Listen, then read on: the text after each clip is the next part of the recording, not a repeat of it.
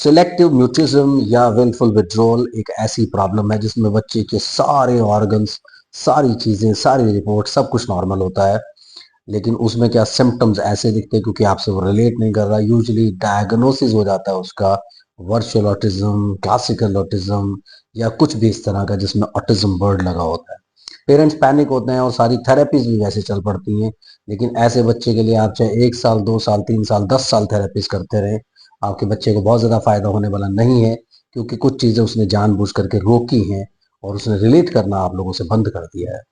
तो ऐसे बच्चों को कैसे आप पहचानेंगे, कैसे आप उनको डायग्नोस करेंगे, कैसे आप उनके साथ काम करेंगे, इसी के ऊपर इस वीडियो में बात करेंगे। आप चैनल को सब्सक्राइब कीजिए, लाइक कीजिए, शेयर कीजिए, पूरी दुनिया में फैला दीजिए। मुझसे कंसल्ट करने के लिए 8168790299 डायल कर सकते हैं।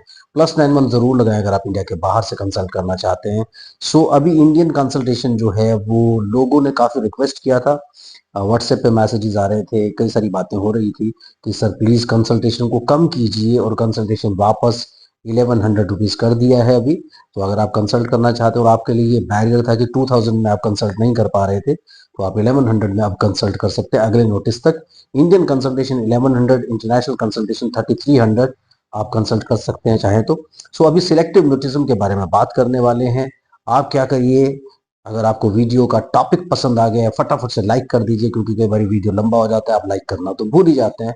सो बात करते हैं सिलेक्टिव म्यूटिज्म के ऊपर या विलफुल विड्रॉल के ऊपर। कई बार आपने देखा होगा बच्चे के सारे फीचर्स नॉर्मल हैं, बच्चा काफी इंटेलिजेंट है, कई बार आप देखेंगे पूरे पूरे वर्ड, पूरे पूरे सेंटेंसेस अचानक से निकाल देगा, फिर आप बुलवाने की कोशिश करेंगे तो वो नहीं बोल पाएगा। तो ऐसे बच्चे जो इस तरीके से चीजें करते हैं, तो समटाइम्स उनमें अगर हम असेसमेंट कंप्लीट करें, पूरा हिस्ट्री लें, तो आपको डायग्नोसिस मिलेगा सिलेक्टिव म्यूटिज्म का, यानी जानबूझ करके वो बच्चे चुप कर जाते हैं। उसके कई सारे रीजंस होते हैं। पहला रीजन ये होता है कि मदर को कुछ साइकोलॉजिकल प्रॉब्लम्स रही हैं, स्ट्रेस में है, टेंशन में है, दोनों पेरेंट्स आपस में लड़ते रहते हैं, बड़ी सारी उनकी आपस में प्रॉब्लम्स होती हैं।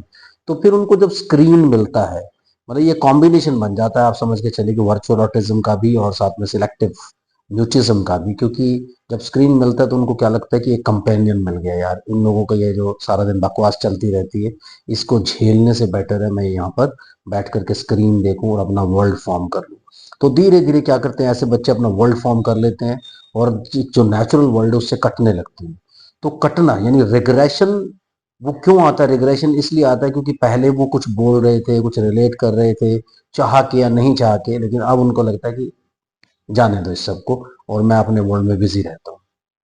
तो ऐसे बच्चे क्या होता है कि डायग्नोज यूजुअली होते हैं वर्चुअल ऑटिज्म में। समटाइम्स कोई भी ऐसी हिस्ट्री नहीं होती, स्क्रीन की कोई हिस्ट्री नहीं होती, उसके बावजूद भी बच्चे चुप कर जाते हैं कि हमने तो, पेरेंट्स कहते हैं स्क्रीन बिल्कुल नहीं दिया।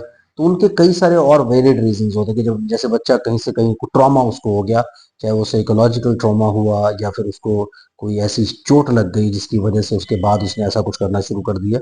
अगर साइकोलॉजिकल ट्रॉमा उसको हुआ है, साइकोलॉजिकल ट्रॉमा यूजुअली होता है किसी ने उसको डरा दिया, उस आपने उसको स्कूल भेजना शुरू किया या किसी प्ले वे में भेजना शुरू किया, वहां किसी इंसान से वो डर गया, किसी से परेशान हो गया, तो तब वो ऐसा कुछ सिलेक्ट कर लेता है कि यार मुझे बोलना नहीं है, मुझे चुप रहना है। तो ये इस तरह की जो प्रॉब्लम होती है कई सारे रीजंस की वजह से आपके सामने आ जाती हैं, लेकिन आप इनको डिफरेंशिएट कैसे करें, आप डिस्क्रिमिनेट कैसे करेंगे कि ये वर्चुअल ऑटिज्म है, ये क्लासिकल ऑटिज्म और ये सिलेक्टिव म्यूटिज्म है? So virtual autism usually screen के बाद ही आएगा, उसमें कोई दो राय नहीं है कि ज्यादातर वो प्रॉब्लम जो है ना स्क्रीन के बाद आती है। क्लासिकल ऑटिज्म जन्म से ही प्रॉब्लम्स होती हैं, लेकिन जो सिलेक्टिव म्यूटिज्म होता है उसमें क्या होता है कि बच्चा पहले सब कुछ कर रहा है। ऐसे बच्चों में क्या होता है कि अचानक से आपको साइड से देखते रहेंगे, ऑब्जर्व करते रहेंगे, लेकिन बोलेंगे नहीं, आप लोगों से कम्युनिकेट नहीं करेंगे। समटाइम्स बहुत अच्छा आई कांटेक्ट भी देंगे, कई बार अचानक से पूरा सेंटेंस, पूरा वर्ड बोल देंगे, मीनिंगफुल चीजें बोल देंगे, और फिर आप बुलवाते रहेंगे तो नहीं बोलेंगे। तो ऐसे बहुत सारे इसमें इन लोगों में सिम्टम्स रहते हैं, जिसको देख के आप क्लियरली मेक आउट कर सकते हैं कि बच्चा वैसे बहुत इंटेलिजेंट है, सारा कुछ जानता है, लेकिन ये बोलना नहीं चाहता।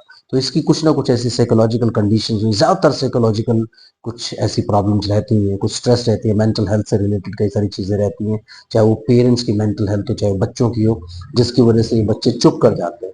तो इनको बाहर निकालने के लिए सेंस ऑफ सिक्योरिटी देना बहुत इंपॉर्टेंट है, एनवायरनमेंट इंप्रूव करना बहुत ज़्यादा इंपॉर्टेंट है।